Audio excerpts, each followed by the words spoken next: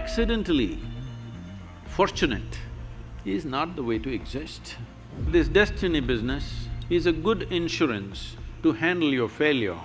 What comes our way is not in our hands, but what we make out of it is 100% in our hands.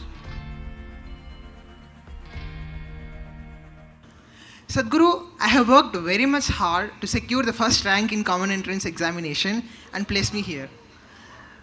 But my brother says me that it's my destiny that has put me up here.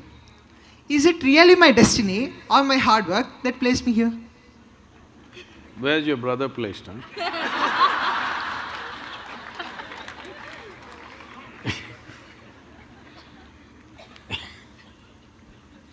See, what people are generally calling as destiny is essentially what they end up creating unconsciously. When I say unconsciously, as you sit here right now, as everybody sits here right now, there is physical activity going on within the system. There is mental process, there is emotional activity, and of course the life energies are active. Every moment, they are taking in hundreds of inputs, whether you're conscious or not conscious. So if I ask you a question, since this morning, from the time you woke up till now, of these 4 dimensions of activity, how much have you conducted consciously? What percentage do you think? Few things. How much percentage do you think? 25%. You are very generous man. It's well below 1%. If you walk from there to there, there will be 25 different kind of smells that you're not conscious of, but the body registers and records. There are 100 different kinds of sounds that the body registers that you're not conscious of. Like this throughout the day and night, in wakefulness and sleep, this is happening. When you're only conscious of less than 1% of your activity, definitely life will look like an accident. Hello? When 99% of the things that you're doing unconsciously, definitely life will look accidental. If the accident… See, it is so happened, somebody fell off on the street and had a brain injury, after that suddenly, they started working their mathematics in a wonderful way.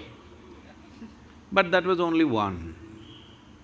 1,000 other people who cracked their skull never recovered from that, or they died, or those who lived on much diminished. So, being accidentally fortunate is not the way to exist.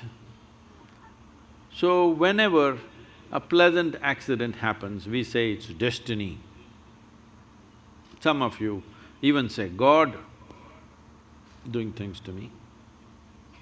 When did you make a partnership with him? I don't know. So, shall I tell you a story? Are you okay? This happened.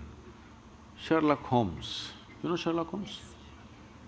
And Watson went out camping, and early morning, 3:30 a.m., Sherlock Holmes nudged Watson. He opened his eyes, "What?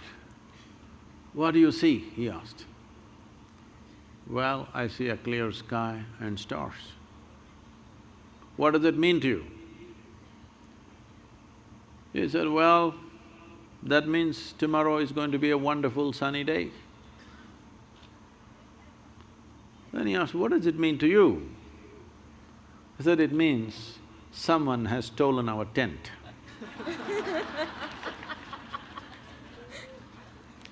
So, we don't know what went missing, and something may fall here and there by chance, but that's not the way life works.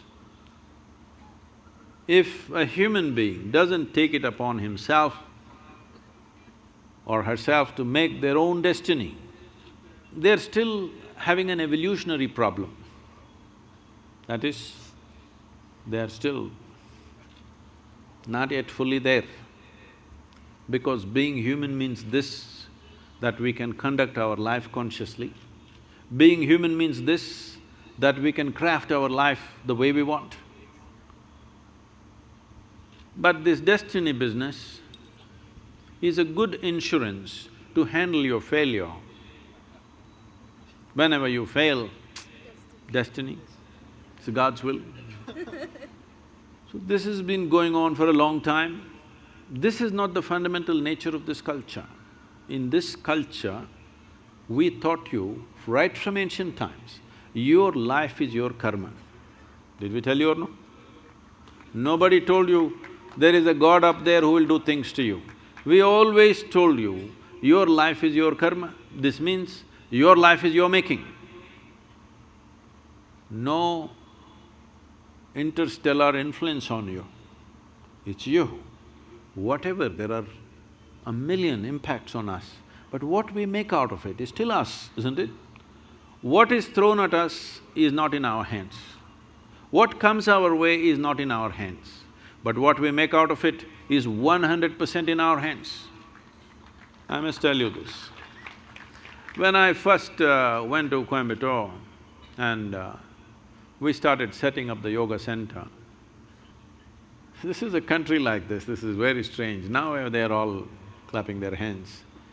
But at that time, simply rumors, oh, they're doing drugs, they're doing something else, they're here to kill the wildlife, they're killing tigers, they're killing elephants, all kinds of things. Rumors going around, even media reporting these kind of things. Then 100 prominent people in the town meet and then they say, this yoga is spreading like a disease. These are the words. We have to do something. There some young hothead says, let's take a truckload of people and pull down the whole thing, because the whole yoga center at that time was just thatch roof sheds. So they decided they want to come there and pull down the whole thing and be finished. Today, it is among the most prominent places in the country, okay? So, when they said this, there was an old man who is no more, a wise man. He said, see, you don't know who you're dealing with. I know this man. If you throw stones at him, he will build something out of those stones. Don't throw stones at this man. So, what comes at you, you cannot decide, but what you make out of it is your thing, isn't it? This is where your dint is. This is where you are to prove who you are, because you can't decide what comes at you, but you can definitely decide what you make out of whatever comes at you.